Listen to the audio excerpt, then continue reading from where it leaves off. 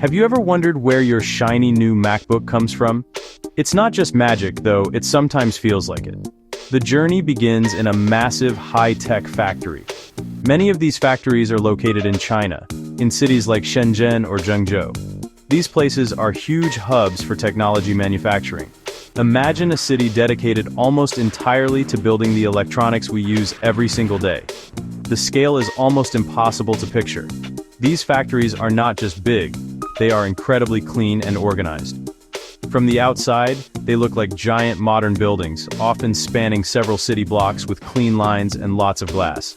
Walking inside one of these factories is like stepping into the future. The first thing you notice is how bright and orderly everything is. The floors are spotless, so clean you could probably eat off them, though I wouldn't recommend it. Everything has a specific place. You see long organized lines where different parts of the assembly process happen. There are designated pathways for workers and for the automated carts that zip around carrying parts. The air is cool and filtered, and there's a constant low hum of machinery at work. It's a symphony of controlled, precise activity, all happening under one enormous roof. The sheer size of the operation is staggering. These factories can employ hundreds of thousands of people. It's like a small city with its own dormitories, cafeterias, and recreational areas for the workers. But within the assembly areas, it's all business. You see countless workstations lined up in perfect rows, each one dedicated to a very specific task in the creation of a MacBook. The level of organization required to manage so many people and so many intricate steps is truly mind-blowing. It's a carefully choreographed dance of people, machines, and components, all working together to build these devices. What's really cool is the blend of advanced technology and human skill you see everywhere. Brightly lit corridors connect different sections of the factory, from where raw materials arrive to where the final products are boxed up. You might see a robot arm working with incredible precision in one area, and just a few feet away, a team of skilled technicians carefully inspecting a component by hand. It's this combination that makes the whole process so fascinating. The factory is more than just a building. It's a complex ecosystem designed for one purpose: to build a perfect MacBook over and over again. The creation of a MacBook starts with its iconic aluminum body. It all begins with a single, solid block of high-grade aluminum. This block is placed into a huge machine called a CNC, or Computer Numerical Control Machine. This machine uses a computer program to guide a sharp cutting tool. It precisely carves out the unibody chassis of the MacBook from the solid block. Shavings of aluminum fly off as the machine carves the shape, hollowing out the inside for the components and creating the smooth, curved edges we all know. This process is what gives the MacBook its strong and seamless feel. Once the main body, or the unibody, is carved, it's time to add all the internal parts. This is a very careful and detailed process. One of the first major components to go in is the logic board, which is like the brain of the MacBook. It holds the processor, the memory, and all the chips that make the computer run. Technicians, often using specialized tools, carefully place the logic board into the chassis and connect it. Then, other crucial parts like the battery, the speakers, the fans, and the solid-state drive for storage are installed one by one, each fitting perfectly into its designated spot. Next up is the screen, which is another critical step. The display assembly is built separately and then attached to the main body of the MacBook. This involves connecting delicate ribbon cables that carry the video signal and power to the screen. Technicians have to be extremely precise to make sure the connection is secure and the hinge mechanism works smoothly. After the screen is attached, the keyboard and the trackpad are installed, the keyboard mechanism is put into place, and each keycap is snapped on. The large Force Touch trackpad is then fitted, ensuring it sits perfectly flush with the palm rest area. Finally, all the pieces are brought together. The bottom case is attached to the main body, enclosing all the amazing technology inside. Screws, often tiny and specialized, are used to seal the unit shut. Throughout this entire assembly process, there are checks at every single stage. For example, after the logic board is installed, it might be tested to make sure it powers on. After the screen is connected, it's checked for dead pixels. This step-by-step assembly with checks along the way ensures that by the time the MacBook is fully built, it has already passed numerous small tests.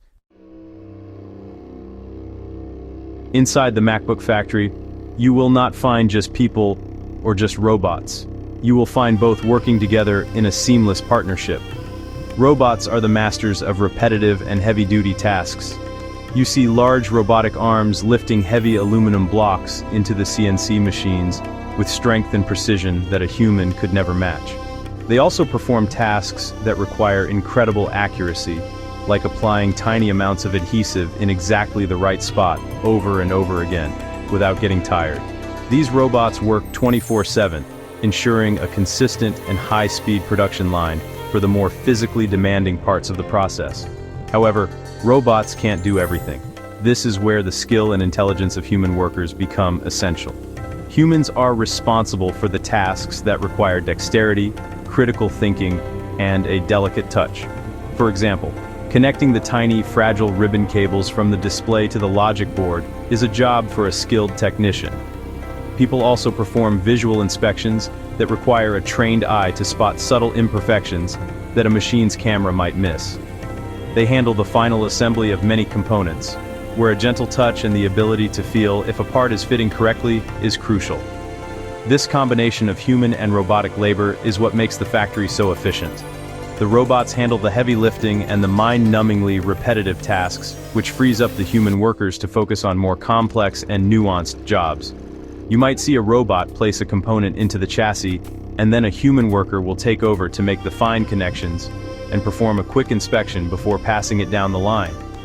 It's a collaborative workflow where each side, human and machine, does what it does best, creating a system that is faster and more accurate than if it relied on only one.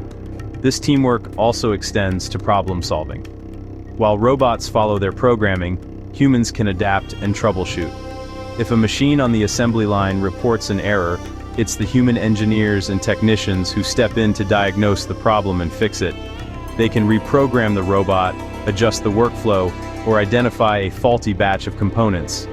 This adaptability is something that current AI and robotics have not yet mastered. So, while the robots provide the muscle and consistency, the humans provide the brains, the skill, and the flexibility that keep the entire factory running smoothly. After a MacBook is fully assembled, it's not ready to be shipped just yet. First, it must go through a rigorous series of quality control tests. This is one of the most important stages in the entire process. Every single MacBook is powered on and put through a comprehensive diagnostic program. This software tests every component inside the machine. It checks the processor, the memory, the storage drive, the Wi-Fi, and the Bluetooth. It makes sure the screen has no dead pixels and that the brightness and color are perfect. The speakers are tested for sound quality, and the microphones are checked for clarity. The testing doesn't stop with the software. Each MacBook also undergoes a physical inspection. A team of quality assurance specialists examines the device from every angle. They look for any scratches, dents, or blemishes on the aluminum body. They check to make sure there are no gaps between the display and the body. They test every single key on the keyboard to ensure it clicks correctly and feels right. The trackpad is tested for its click and tracking responsiveness. Even the hinge is opened and closed multiple times to make sure it has the right amount of tension. Only a MacBook that passes every single one of these tests is allowed to move on. Once a MacBook has passed all its tests, it is finally ready for packaging. The device is given a final polish to remove any fingerprints and is then wrapped in a protective film. It is then carefully placed inside its famous white box. Along with the MacBook, a charging cable and power adapter are added to the box. The box itself is a piece of engineering, designed to protect the MacBook during its long journey. The box is sealed and labeled with a serial number and its specific configuration. This label is key for tracking the device as it moves through the global supply chain. The final step is getting the new MacBooks to customers around the world. The sealed boxes are packed onto large pallets. These pallets are then loaded onto trucks and taken from the factory to nearby airports. From there, they are loaded onto cargo planes and flown to distribution centers in countries all over the globe. Once they arrive in a country, they are sent to Apple stores, other retail stores, or directly to customers who ordered online. It's a massive and complex logistics operation that ensures a MacBook built in China can be in your hands just a few days later, ready for you to unbox.